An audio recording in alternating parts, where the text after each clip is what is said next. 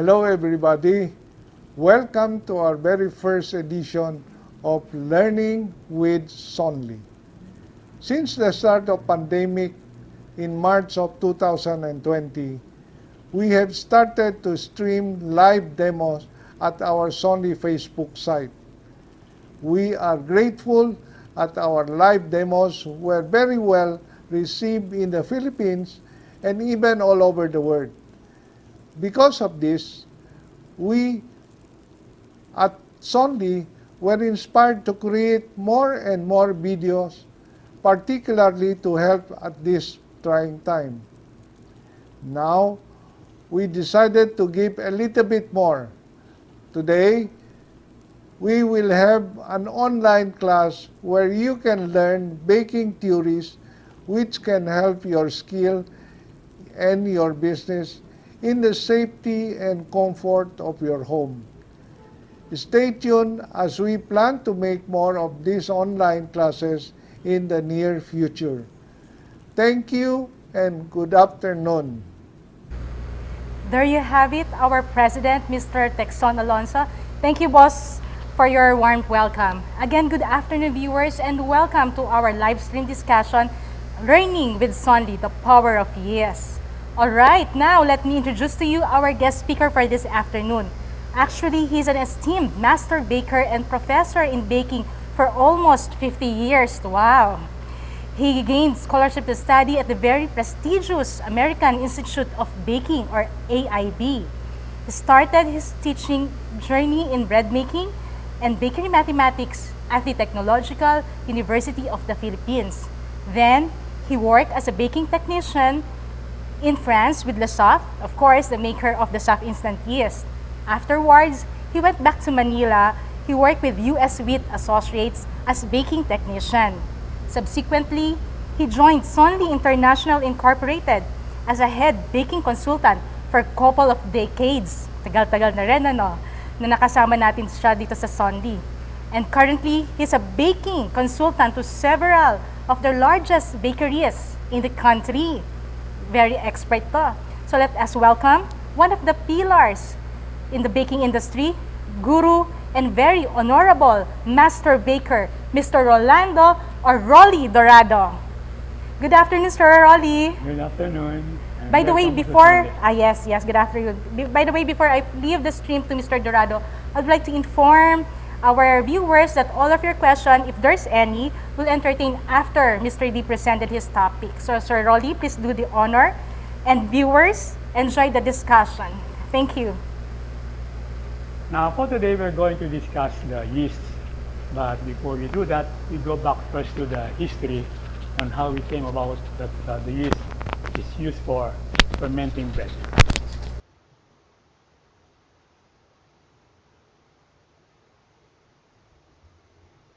Okay. During the olden times, people are already anxious on what is happening all around them. And then later, in the year 1800, two guys who are making lenses decided to put one lens at the bottom of a tube and there on the other end another lens. And then they tried to peep hole, and then they noticed that the small thing became a little bit bigger.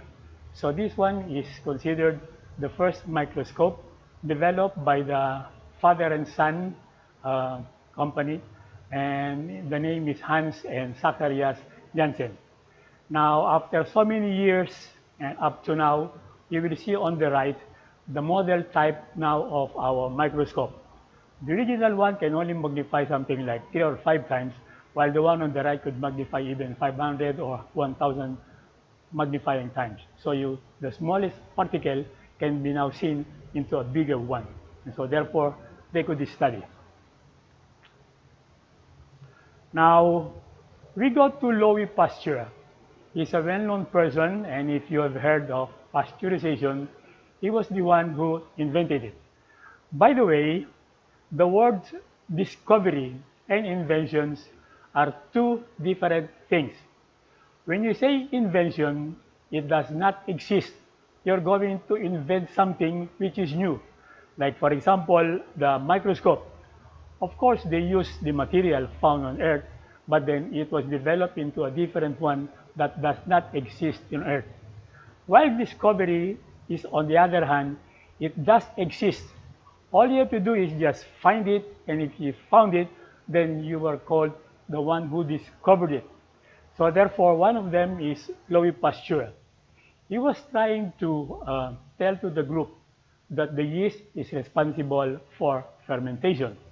But then he could not do that without the help of the microscope. So that is why when he was able to show to the group of wise men that the yeast is responsible for fermentation, that is why he was called the father of fermentology. And this is how the yeast and the business of making bread came into existence. So though long before, our ancestors used to make the bread, let it just settle there overnight, and then the following day they will notice that it will rise.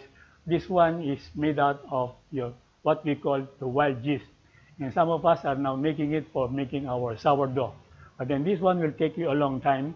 That is why they put now into in existence what we call commercial yeast. Now, Lusaf has been in the industry for about 160 years, and it has been in so many countries. Now, as of now, they are around in 180 countries. Now, they started in 1800s by Louis and the other one. By the way, you don't pronounce it as Le Safre. This is the surname, and it is pronounced as Lusaf. And the other one is Bonduel, and they made the yeast factory in Lille. Now, just to give you information, Lille is just within the boundary line of Belgium. And the reason, according to them, when I asked them why they put the yeast plant there, not on the sunny place of France, they told us that yeast is better produced in cold climates. That is why when I was assigned there, I could only see the sun probably in a few days in a whole year, and you're always wearing jacket because it is always cold. So this is the plant now. Now the older one is what you look at the back, and according to them, this one was destroyed during the World War, and so many of their people died, and then afterwards they did a reconstruction, and they rebuilt a new one. So this is how the new plant now looks like.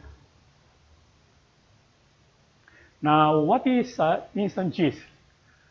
If you will notice that before we used to use only fresh yeast, or for example, the active dry yeast, but then SAF decided to combine all the good or the advantageous part of the fresh and the dry. Now, what is the advantage of using the fresh yeast? You could just incorporate it into your dough, and then afterwards it will start to commence your fermentation. What is the advantage of the dry yeast? You don't need refrigeration. All you have to do is just put it there at ordinary room temperature, and it will last long. So those things they try to combine, but the way it was made is quite totally different. So we'll show you later kung paano nila pinagawa. So ito yung atin ngayong pinagamit sa atin mga tinapay, the soft instant cheese. So way back late mga 70s,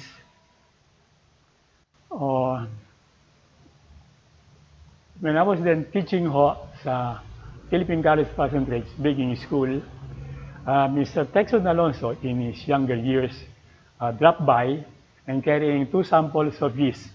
One is red, one is gold. And accordingly, this was given to him by he is a member of the JCC International, and his friend from Singapore, who is a distributor in that area, was looking for a distributor in the Philippines, and nobody wants to touch it. But when it was given to Mr. Alonso, he was a little bit, interested in the product. Now, according to him, when I asked him the question, how come you know our school? So he told me that my mother studied in your school, and he showed me the classroom picture, and he pointed me his mother, plus her auntie, who resides in Canada, made up her own business there and became successful. So therefore, he told me that the red one is good for the lindo, like making baguette or what, while the red one is good for the sweet dough. So I told him honestly that the baguette is not that famous in the Philippines. The Filipinos would like to have or always eat the sweet type. So I told him I will just test the soft gold.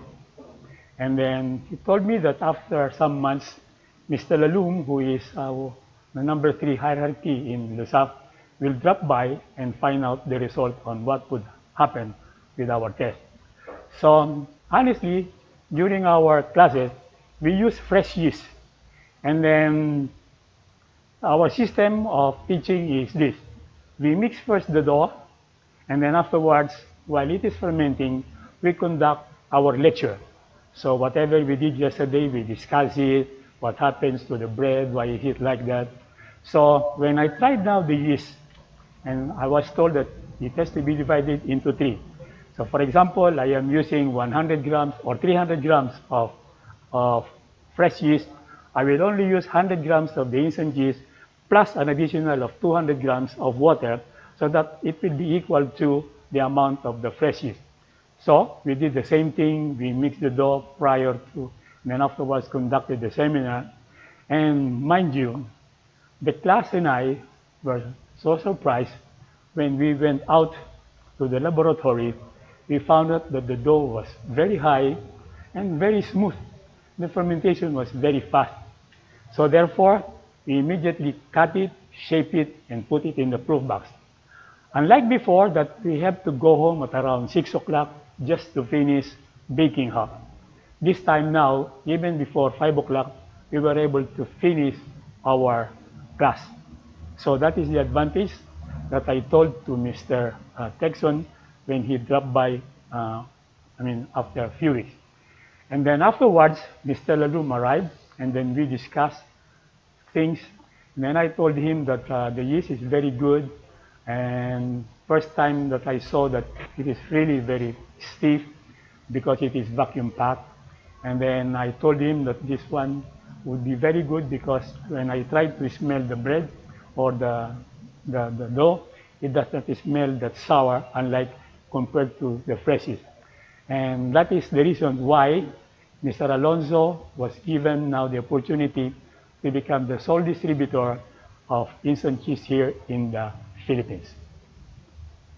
So Sonlie International was the one responsible now for selling the yeast throughout the Philippines. And I became their technician or head technician, and we were the ones responsible for promoting Sapi instant cheese throughout the Philippines through seminar. And Mr. Alonso used to join us together with his wife when we conducted seminars from provinces to provinces. So we started in Luzon, then we went to Visayas, up to Mindanao. So to tell you honestly, it was Mr. Alonso who introduced the instant cheese here in the Philippines for the first time. Now, what is yeast? Okay, first of all, why do you put yeast into your bread? Now, first of all, the other term for yeast is this. It is called Saccharomyces cerevisiae. Saccharose meaning sweet or sugar. Myce means fungus. By the way, is fungus a plural word or a singular word? Logically speaking, is it a plural or singular? So therefore now, as it tries to eat the sugar, it is converted into carbon dioxide. That is why you will notice that your dough is rising. Now, it also causes dough maturation. You see, when you ferment and the yeast is activated, there are two ways of developing your dough. One is through mixing, and the other one is through fermentation. So when the dough rises, you are trying to develop also your gluten. And that is what we meant by it causes dough maturation. And then development of fermentation flavor.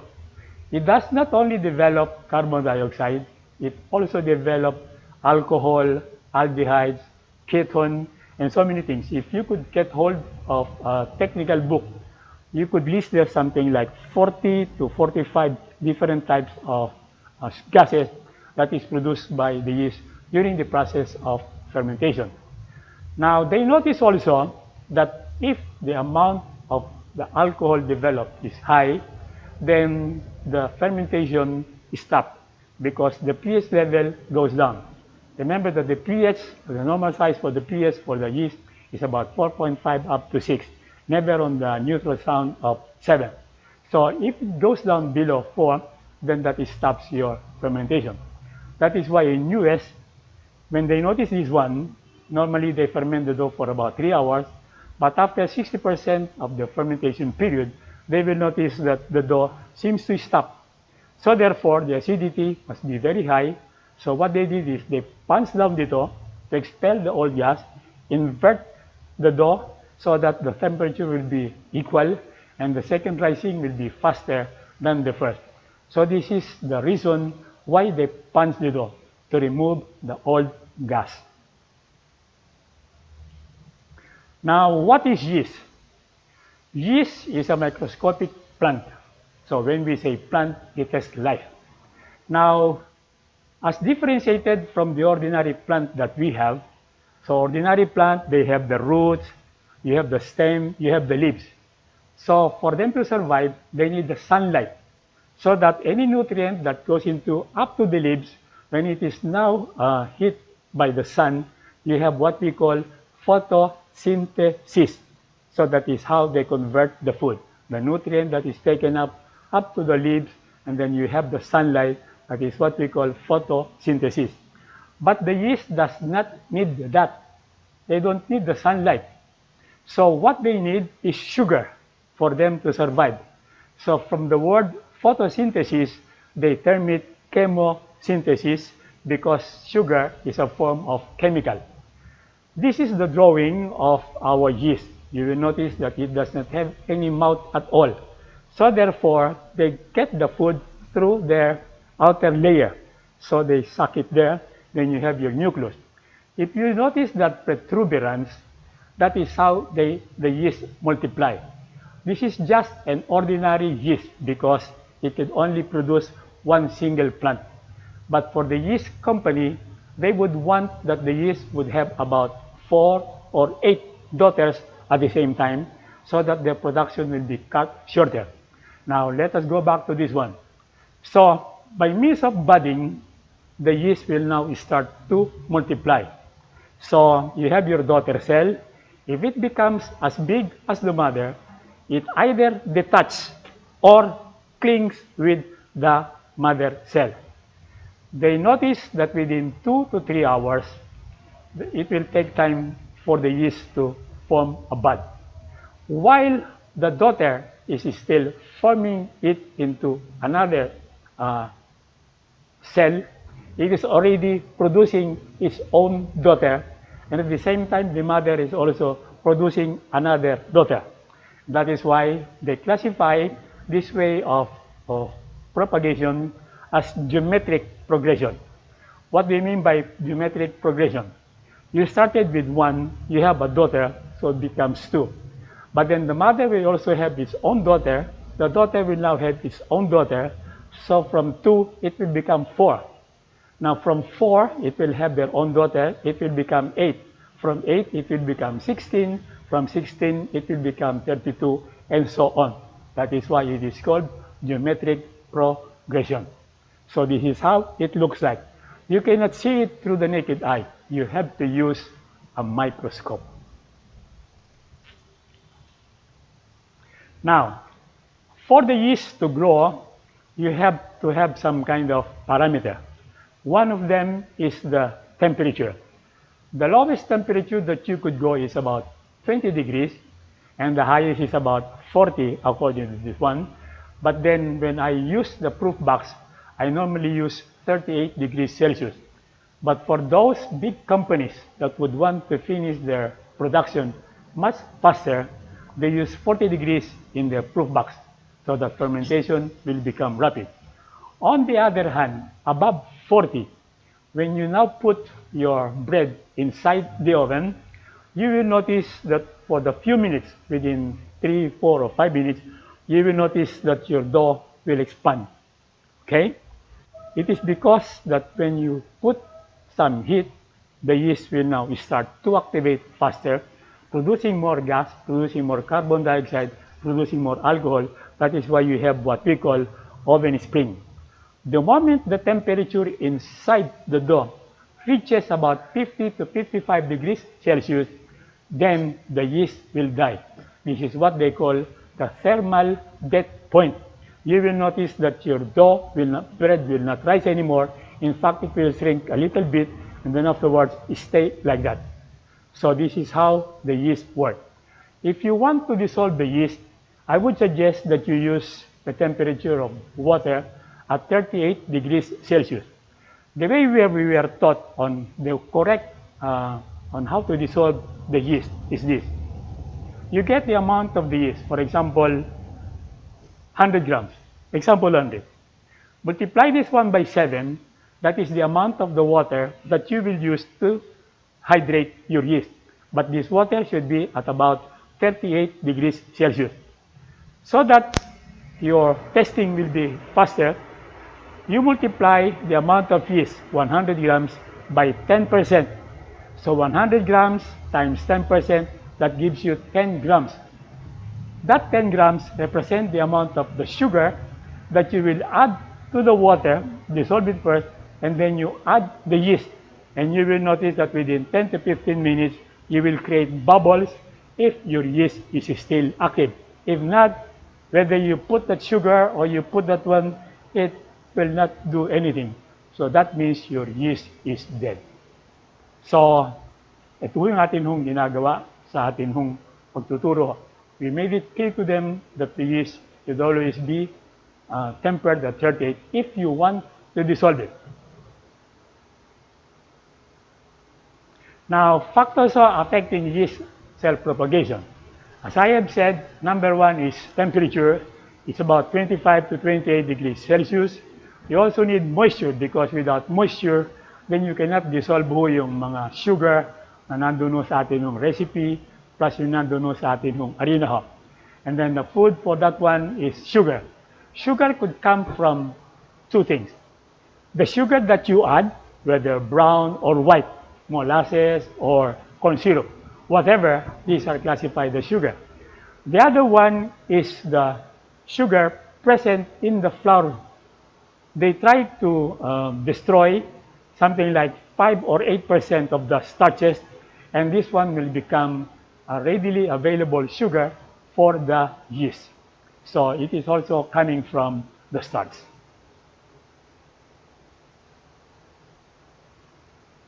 Okay, so we now have yung types of yeast. You have your fresh yeast that we have been using a long time ago, but as of now I think only a few bakeries are using this. First of all, you have to put it inside the refrigerator. Then the shelf life is very short. So also, because the amount of the liquid is very high, which is about 70%, and then this one contains molasses, so the smell of your bread will be a little bit sour. Plus, it affects a little bit the color because of that. Then you have your active dry yeast also, which has to be dissolved in water before you can use it. So the disadvantage is you have to wait. Now you have your frozen yeast. Now this one now is being used by big companies, not necessarily here in the Philippines, but outside of our country. And the reason why they're using this is so as to save on labor and also to avoid yung mga returns. So they will mix muna lahat yung masa, freeze it, and they have a product that would last for about 6 months. And then you have the liquid yeast. It's only good for European country because it is very cold. You have to use a special tank. Plus in your bakery, you have to have 2 tanks made out of stainless steel. And then this one should be cleaned before you try to put another batch. So medyo magastos sa tubig. But for today, we're only going to discuss yung tinatawag natin na instant dry yeast.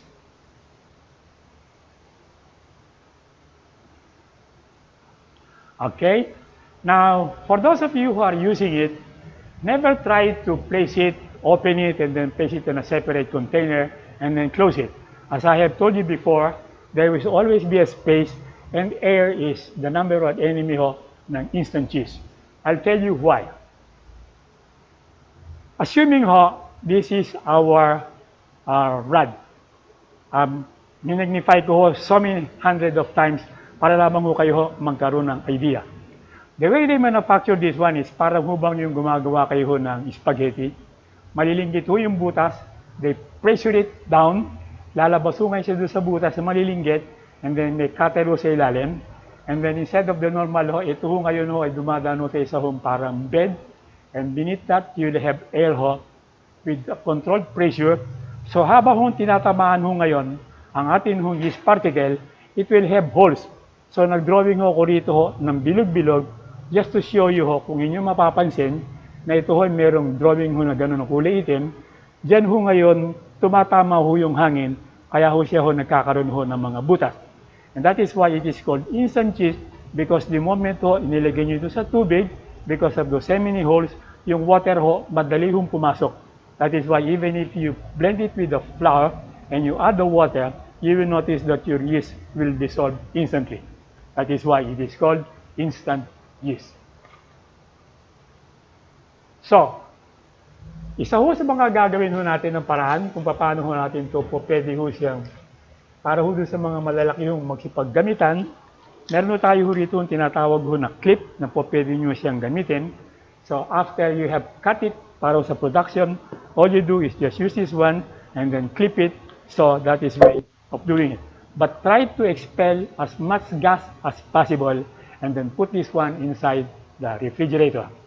Like this one, na vacuum pack ho, it could last for about 2 years. But the moment you slit it, then the gas will come in, you have your oxygen, so therefore it will start to activate, so therefore you try to expel as much gas as you can, and then afterwards you seal it. If you don't have this one, then you have this, another one, where you can reseal your your yeast. So 2 ways, but always refrigerate it.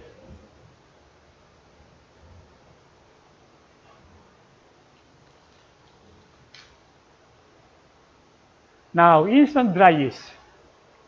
So, makikita ho ninyo, it is just added sa flour, and then you have it blended, and then afterwards you just pour the water, and then afterwards it will rise by itself.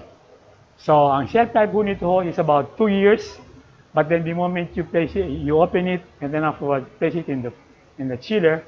In my case, I could use it until after 1 month. But however, I have to use some more because of its activity. It is also affected because of your opening and closing, so oxygen is entrapped. So, but at least I can still use it, provided I put it inside the refrigerator. Now, what are the enzymes found in yeast? The word protease is derived from the word protein. Remember ho, when you see the word ending in ASE, it means enzyme. But this is not a general rule because some enzymes that must end in ASE, like glutathione. So you have your protease, you have your amylases. When you say amylases, we refer to the alpha and beta amylases. This one destroys yung structure ho ng atin hong starches sa harina so that it could be converted into sugar. Maltase, this one, yun hong atin hong starch chain, na mahaba ho siya, it is cut into smaller units, it becomes dextrin. Then afterwards, so, pag dalawa na labang ho, yung natitira ho na chain ho ng carbon, it is now called maltose. Therefore ho, para ho ito makain, dapat ho i-separate. So you have there the enzyme maltase, so yun hong dalawa, paghihiwalayin. So ito ho ngayon, matitira ho ngayon sa nagsosolo, and now it is now the function of the zymase. The last one, when he eats this one, it is now converted into carbon dioxide, aldehydes, and so many other gases. So, bawat enzyme so, nagkaantay ng trabaho. Hindi nyo po pwedeng kunin ito kagad o kunin nyo doon. It has to wait po sa kanya muna. So, magsisimula muna sa amylases, tapos ho, maltase, pagkatapos ho, Siamese. Hindi ho sila po pwedeng hong mag-invert. Okay? Now, we have three types of yeast sold in the market. One is our soft red, ito siya, which is used for our lindo. The other one is our soft gold. Ito siya which is for our sweet dough, up to 20%. And then afterwards, we have the blue. So ito yung para matataas ang asukal, above 20. If you're using 21, 22, 23, or even 25% amount of sugar, then we will recommend to you to use yung ating soft instant blue. Now, because of the pandemic, I would suggest do sa mga enthusiasts na nagpapasimula pa lamang or you're still trying to know whether you will click into the market or not. Buying the big one will be a little bit expensive. Plus, if you're only using 10 grams, 20 grams a day, before you can use it, you might already be reaching the age of 80. So before you can finish this. So I would suggest that since the company is also selling the small sachet, which is 125, you try to buy this one. And until you get now the right production that you could now consume yung 500 grams, then you buy this one. But for those of you who are just starting, I suggest that you buy the smaller type ng amin soft instant yeast. Now, for the soft red, this one is recommended if you're making yung bread which does not contain sugar or up to 5%. Ano-ano yung mga tinapay ito? These are your European bread. Like for example, rye bread, whole wheat bread, your baguette, your ciabatta, your pizza. So anything that does not contain sugar or anything that would contain sugar, but up to a limit of 5% only. For those of you who are using sponge and dough system in your production, you will be wondering that we were telling you that the yeast should need sugar for it to activate. But there is no sugar in the flour. Literally, yun sugar na nilalagay natin na sucrose is a different type of sugar. But there is also sugar sa atin harina. In the milling process, they try to destroy something like 5 to 8% of the starches, yun long chain. And it starts, by the way, is called polysaccharide. Poly meaning many, saccharide meaning sugar. So you have plenty of sugar. So ito ngayon ay nahahati sa malilinggit. That is why this one is used for making yung ibang kumpanya. Alam ko, if they're making sponge and dough, they use this one in the sponge, and then in the remix, they use the gold for the remix. It's up to you to decide which one you would use. But basically, this one is good for lindo. So if you're going to do this one, you could make a good type of European bread. You have bigger volume and shorter fermentation time. A test was conducted at the baking center, trying to see which one is better for lindo. Is it the red, is it the gold, or is it the blue? Just to give you an information, when tests are conducted, everything must be almost the same. So we were required here, we also have our own lab here. We were required by LUSAF to buy yung special na proof box, which is only used in the hospital. And that one cost a fortune. Dalawa yung kanyang pinaka-door, made out of glass. So ito pwede nyo buksan. The second one is just for seeing kung yung inyong masa is already risen or not. So you don't open and close very often. So the moment it touches, that is the only time that you will open the door, and then immediately since this one is a sophisticated machine, immediately babalik siya doon sa kanyang humidity na 85, temperature of 38 degrees Celsius, para yung ating temperatura ay magpareha. So basically pag nagtetest kami, the temperature of the dough should be about 28 or 30 degrees, depende sa magiging resulta. So if the first dough came out 30, all the dough should have 30 degrees Celsius. If the first dough came out 28, all the dough should come out 28. Para sa ganun maging maayos ang ating pinaka-testing.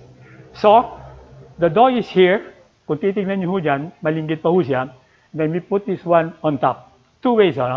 One is by the use of this stick, and the other one is what we call the template. So pag tumama ho dito ho, ang inyong dough, it is placed, and then you write down the time. So you write down the time kung kailan nyo siya pinasok ko sa proof box, and also write down the time kung kailan nyo siya pinasok sa oven at tumama ho dito. The difference is what we call proof time. So you will notice ho doon sa atin yung bar graph, yun yung pinakamababa sa lahat. Ibig sabihin, yung time involved para ho ma-reach nyo ho itong atin yung pinaka-guide is the shortest. Followed ho ng atin yung pinaka-sub-gold. Medyo ho siya umalsa ho ng konti pa ho ng tumagal pa ho ng ilang oras o minuto bago niya ho na-touch ito. So, that one. And then the last one ho na umabot ho dito is what we call ho yung atin hong soft blue. So, ito ho ang difference kung bakit ho kayo ho ay dapat gumamit ng tamang giso sa produkto ho ninyo na gagawin. That is why if you would recall, nung last ho na akong magturo, I told you now I'm a little bit now going to Plantitos kasi I don't have too much thing to do at home. So para nanonood ako doon sa mga nagbablog. And one of them, pinakita nyo ho yung plant. Ika nga ho parang lanta, konti ho yung dahon. While the other one is vigorous at maganda hong tignan. And then same ho yung kanila hong plant na pinakita. And then lastly, ang explanation niya is pinakita niya rin ho. Itong kabila ho ay ginamit lang ho ay puro ho soil, garden soil. Itong kabila ho, ginamitan niyo ho ng coconut peat, at saka ho yung mga tawag ito, rice hull, konti lamang ho yung kanyang pinaka soil. So therefore, yun ho kanyang medium ho is very loose, kaya ho yung atin hong pinaka roots ho ay madali hong gumalaw. So, comparing ho sa atin hong yeast, kapag ang ginamit nyo ho ay yung tama hong yeast sa inyong ginagawang produkto, mas mabilis ho ang inyong fermentation at mas maganda ho ang labas ng inyong tinapay. Now, we go now to our regular sugar dough. Ito ho yung mga asukal ho na nag-range ho ng above 5. So, if it is 6% up to 20%, it could either be ang inyong buns, it could either be ho yung inyong pandesal, it could either be ho yung inyong toasted bread. As long na meron ho kayo nilalagay yung asukal, within that range, this is the right type of product that we could give you. Para din ho doon sa mga gumagawa ho ng bread na naglalagay ho ng calcium propionate so that the shelf life niya ho ay tatagal. Ito hong lusap ho ay naka-invento ng paraan so that our yeast will be makaya nyo ho yung calpro at nang sa ganun ho, yung fermentation time niya ho, kahit maapektuhan, but it still would be faster compared to our competitor. So ito ho yung madalas yung ginagamit ito ng mga malalaking kumpanya kasi sa kanila ho, under time pressure sila na dapat ganitong oras lumabas. So they prefer to use our yeast because they use their calpro or calcium propionate. Remember ho, the yeast belongs to the fungus order. At yun hong atin nilalagyan ho ay fungus infection. So therefore, the yeast is also affected. But with this one, yun hong magiging stable ang inyong production if you would use ang atin hong soft instant gold. For buns, ito ho tayo ho. It's about 18%. And then you could have that one or either yung inyong hot dog. So ito hong atin hong nire-recommend ho sa inyo. Or even your pandesal kung ano ho yung kanyang amount as long as it does not exceed. Baka ho, akala ho ninyo puro lamang ho yung niluluto ho sa oven ang pwede ho natin paggamitan ho ng atin ho sa pinsan. If you're making ho donuts na inyong pina-fry that could contain about 10%, 12%, or 18%, you could use this. Kung naman ho sa inyong gumagawa ho ng steam buns, you could also use this one for making ho ang inyong steam bun. So it is not only for baking, it is also good for frying, and it is also good for steaming purposes.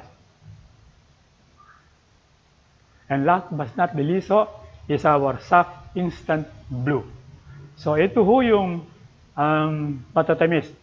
I know sa amin nung pagta-travel, in some parts of our country, clients are not satisfied with about 20% sugar. They say that it is not sweet. So therefore, the owners are obliged to increase the sugar content above 20, either 22, 23, or 25%. So therefore, you came to the right place because now this one is suited for your need. Pag ginamit nyo ito, yung Sap Gold, fermentation time will be a little bit longer. But if you would use ang atin hong Sap Blue, your fermentation time will become shorter, so you could produce more bread. For as long as the amount of the sugar is above 20%, you could use this one. Sa Indonesia, the amount, I think I have already told you this one before, in Indonesia, the amount of the sugar that they use there is about 50%. That would also include the one in Mexico. So, ito ho ang atin hong pagpipilian. So again, as a reminder, so ito yung atin hong ensymada. If you would want to use ho yung 25%, then we recommend ho sa inyo ho yung atin hong Sap Blue. Again, kung makikita nyo ho yung graph ho sa kanan, pag nakita nyo ho yung volume nyo ho ay mas maikli, mas mababa, ibig sabihin the fermentation time is faster. Yun ho mas mahaba ho yung kanyang kwan, it means that yung fermentation time is longer. Okay? So, as a reminder, so ito ho ang sa atin ho ulit, no? For Lindo, you try to use ho yung atin hong Sap Instant Red. For Sweet Dough, even with Calpro, with or without Calpro, you use ho ang atin hong Sap Instant Gold. And for those with sugar content higher than 20, we recommend that you use ho ang atin hong Sap Blue.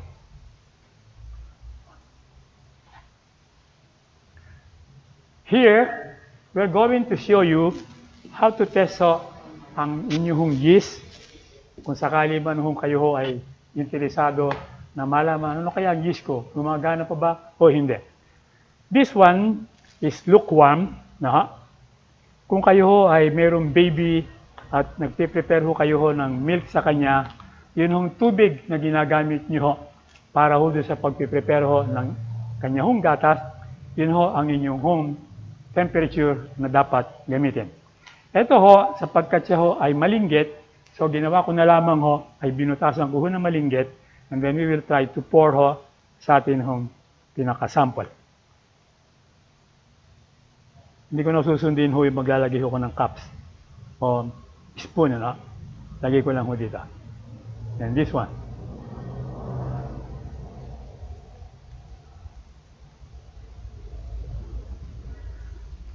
So kapag malinggit lamang ho ang inyong ginagamit, you don't need ho itong ganitong kalaki.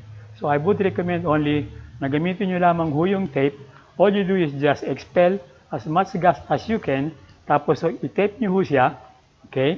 And then place it inside the refrigerator, and then you're done. Okay.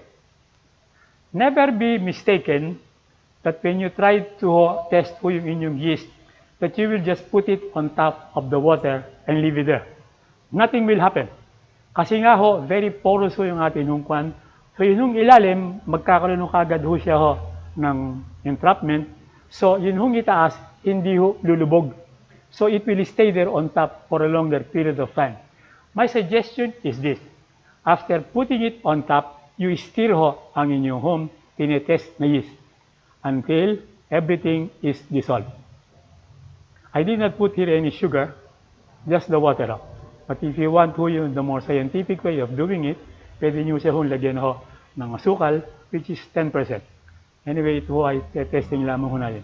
By the way, this is not a very accurate way of testing, but you will just know kung ang yeast ninyo ay active. Whether it is 100%, 80%, or 90% active, that is beyond our control. But at least it is still active. Okay? So, yan ho. Dapat ho, inyo ho siyang i-dissolve, and then you wait for about 10 to 15 minutes. This one, magantay na ho tayo na maghapon ho, it will still float on top. So that we will not waste a lot of time, we prepared ho this morning ang dalawa hong sample. We also use 38 degrees Celsius ng tubig. Kumuha kami ho ng yeast, probably which is being done in your place. Na pagka-open ho, hindi tinatakpan, hindi nilalagay sa refrigerator, o lagyan man ho ng takip, very loose, and then you just put it in the room. And then afterwards, you're using it, and then you will say, oh, bakit ho ayaw nang umalsa yung ating home yeast? It is because of your fault. So, ito ho yung isa ho na nakita ho namin yeast dito na open for quite a long period of time. We follow the same procedure, tubig ho, nilagay ho namin yung yeast, kinunaw ho namin siya, mula pa ho ito kanina ho alas 11 ng umaga. On the other hand, kumuha ho kami ho ng isa ho na ika nga ho ay medyo bago-bago ng konti. We put it here also at 38, we try to dissolve it, and you will notice ho na mahaba ho o marami ho yung kanya ho na develop na gas. That means that the yeast is active. You can use it. So ito ho yung dalawa. Ito ho yung wala na hong silbi. Pwede nyo na ho siyang ipakain sa hayop.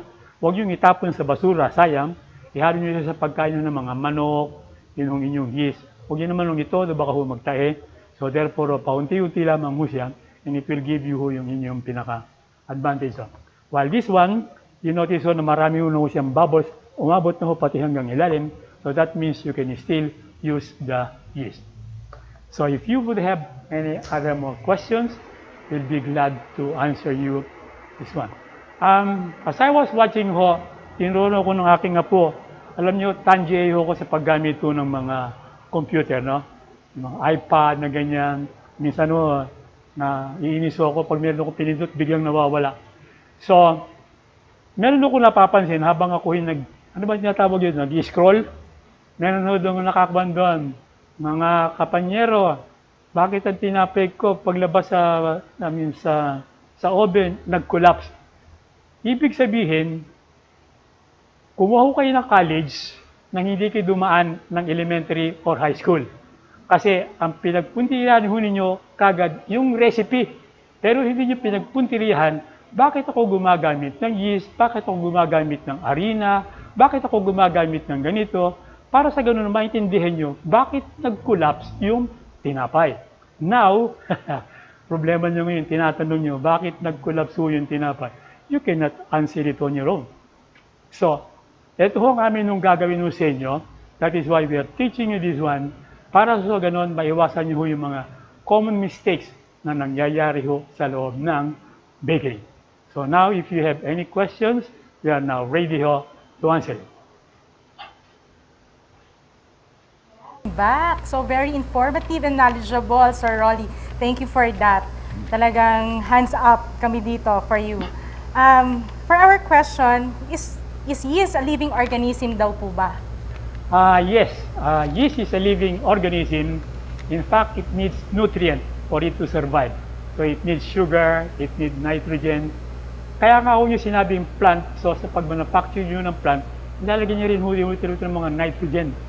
So ano ho yung nilalagay nyo sa pag-alam pag nagdidilig ho kayo. Ganon din ho siya, but not everything is placed there. At saka ang isa pa ho, masyado ho ito meticulous. Talaga hong sinasala ho nila na wala hong other microbes sa paggawa ho ng yeast. Okay, thank you, Sir Rolly. Second question. On your slide, you showed different types of yeast. And what are the difference versus using IDY or instant dry yeast? Our fresh yeast needs refrigeration. Ang hirap po dito sa Pilipinas, unlike other country na buo yung kanila hong country. Ibig sabihin hindi hiwa-hiwalay. But the problem in our country is that we are composed of 7,100 islands. So if you're going to order fresh yeast at ilalagay ho yan sa barko, bago makarating ho sa inyo, yun hong inyong fresh yeast, sira na. Plus, kung ilalagay naman ho yan sa home freezer compartment, you're gonna pay a high ho sa inyong freight. So, dagdago sa inyong gasusuyo. Plus, pagdating mo sa inyo, yung lifespan niya ho, medyo umikli na, because if it is frozen, it is 6 months. If it is chilled, it is only 1 month. So, bago makarating mo sa inyo, magmamadali ho kayo kasi ang span of life niya is very short. Yun naman hong dry yeast, on the contrary, 1 year nga ho yung kanyang hong shelf life, but the problem is, production ho kayo, magtutunaw po ho kayo ng yeast, antay kayo ng 15-20 minutes, saka ho medyo may amoy pa rin ho siya ho ng ang inyong yeast ho nito. So ito yung mga disadvantages nung dalawa. That is why, ang nagiging effective ho ngayon sa lahat ng paggamit is the instant chip. Lahat ho ng advantages sa fresh at saka dry, inilagay ho sa instant chip. You don't have to dissolve it. You just put it in your flour, blend it with it, and then you pour the water, and then it is dissolved, and then it will rise. Ang kagandahan pa ho nito ho, mas marami pa ho kayong active yeast, so therefore, your fermentation period becomes shorter at hindi ho masyadong maasim ang amoy ng tinapay. Yeah, that's right. So medyo cost efficient siya, no, Sir Rolly? And before we go on with our third question, I would like to say shout out sa mga taga-Caloocan, si Miss Elise. Yan, Sir Rolly daw, hi daw po. And also from Olonga po, Miss Crisabel Suerto. Yan. We also have yung mga viewers natin from Singapore, Lesaf. Mr. Jimmy Kea, hi there, Sir Jimmy. Hello. Ayan, sir, bakit naman yung mga taga-Singapore natin, mga taga-Lesaf? I'm sorry, I'm speaking in Tagalog. Ayaw you could understand my audio. Yes, then we have from Bulacan, Miss Jem. Ayan. And also, meron din tayong kasama from Singapore, our distributor doon, si Sir Nicholas Chan. Hi, Sir Nicholas. Okay. Hello, Nicole. Yes. Nicholas. Then, our third question, may mga questions kasi dito pumapasok. Why did Lesaf release different kinds of yeast? Pwede naman ang soft gold kahit sa lean dough or super sweet dough. As of now, and compared to the previous time, we are now becoming a little bit sophisticated. Somebody would just make only European type of bread. Somebody would just make only this specific type of bread. So another one would like only to make this specific type of bread. So therefore now, the company decided to introduce the 3 varieties. So you could choose from one, and then you get the best result. For example, for those of you who are only making European type of bread, you don't need to use this gold because your proofing time, your fermentation period would be very long.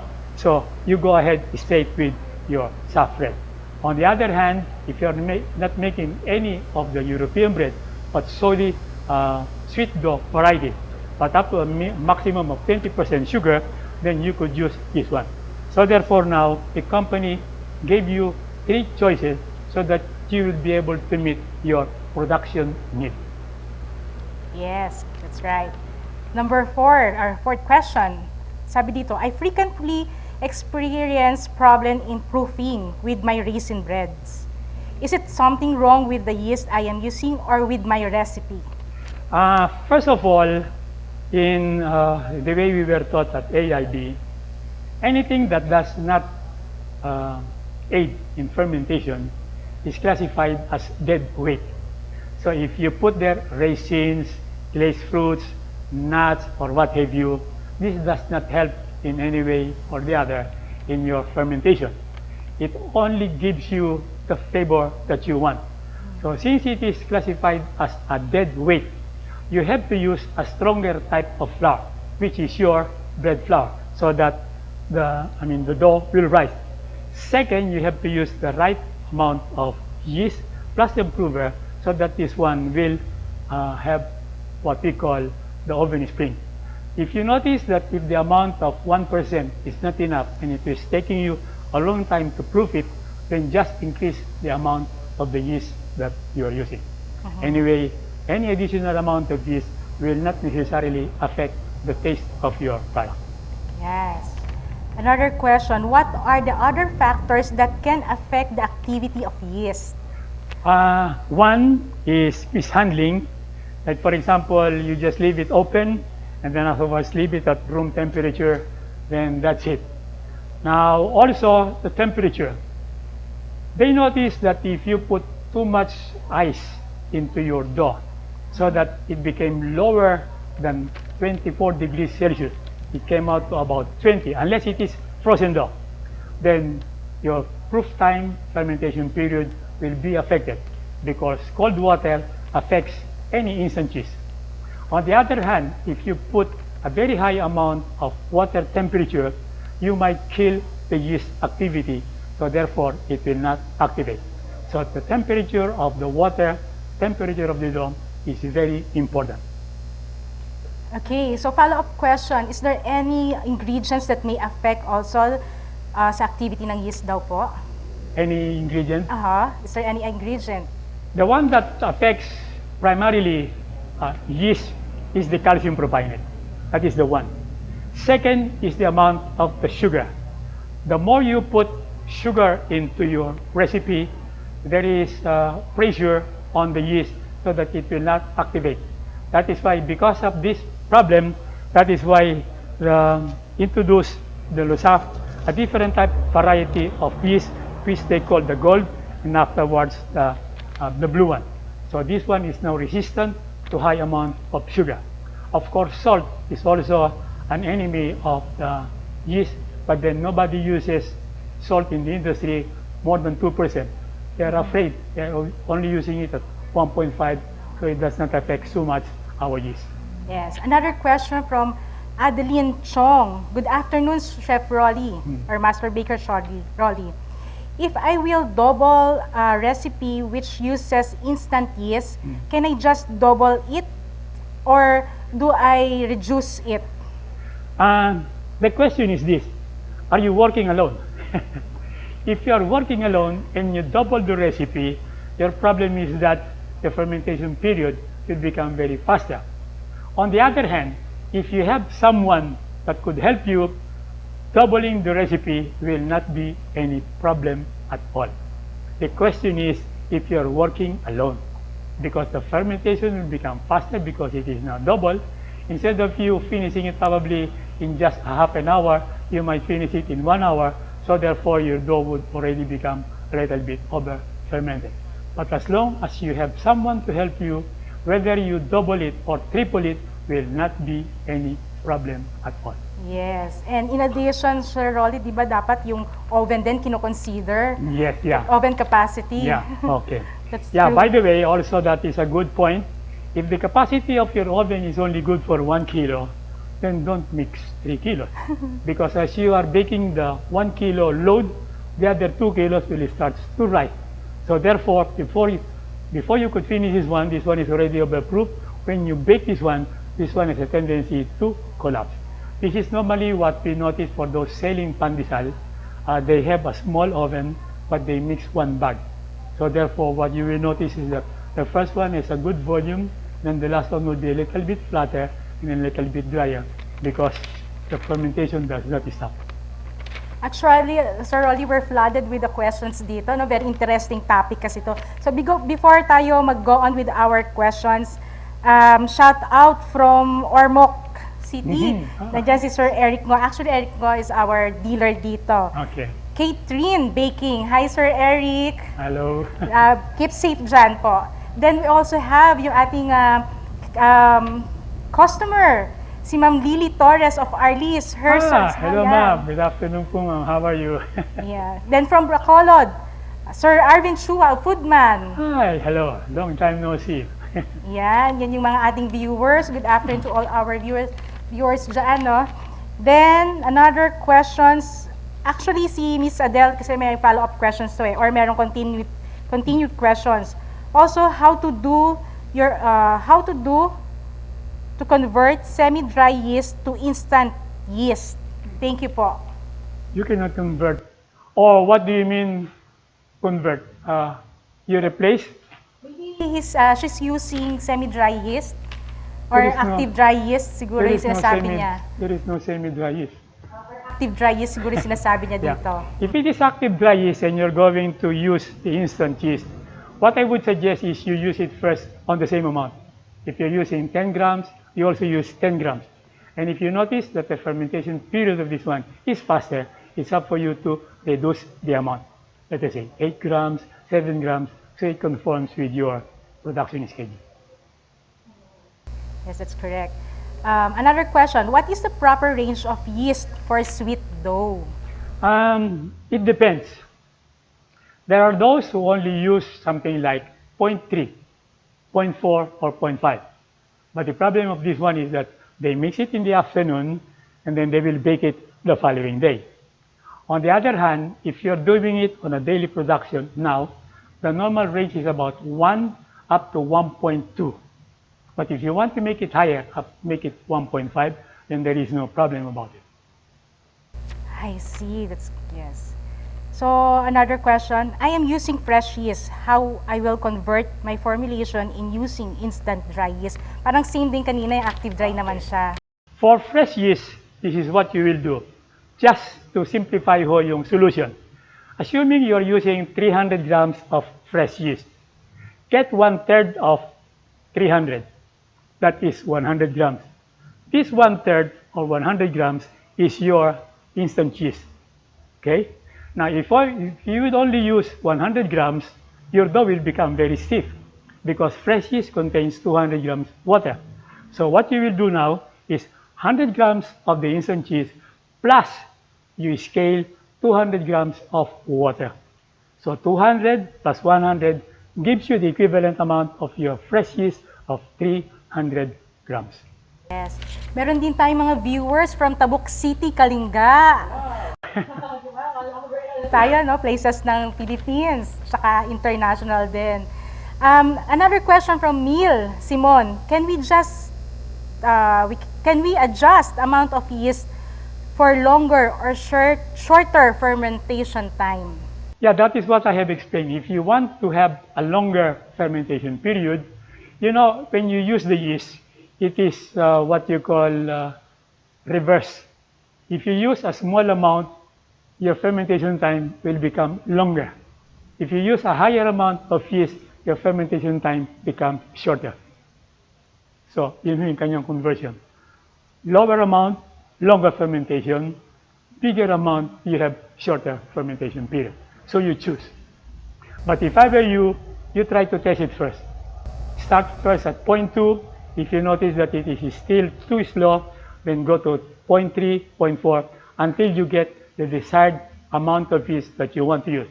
If you want to make it faster, you start first with 1%.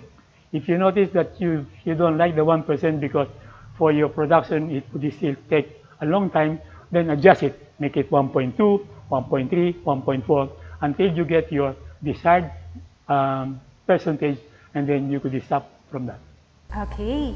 So, I think si Lisa meron ditong question. What is the formulation po to change the fresh yeast to dry yeast or instant dry yeast? So, we already mentioned about that, no? Mentioned that, yeah. Yeah, so nasagot naman natin yun, Miss Lisa. Again, nandito rin si Miss McKay de Castro, yung Village Gourmet natin. Okay. Yan. Then, as we discussed, no, Sir Rolly, so to run up or cap yung i-wrap up na natin yung mga discussion natin. Parang very important sa yeast ang storage, right? Now, for those of you who are using it in bulk quantity like this, and if you have an excess one, then you could use yung tinatawag ko natin ng clip, o dili kaya itong ginagawa ko nito. But be sure that you expel as much gas as you can before you put it back into the refrigerator. On the other hand, for those of you who are just trying to start baking your own, suggestion you buy the smaller one, and then you just cut a small slit here, and then you just use the tape, expel as much gas as you can, and then you put the tape and put it inside the refrigerator. In fact, my colleague in France told me that it is better if I could put it in the freezer, so the shelf life becomes longer. So freezing, but remember, when I say put it in the freezer, we follow a certain temperature for the freezer.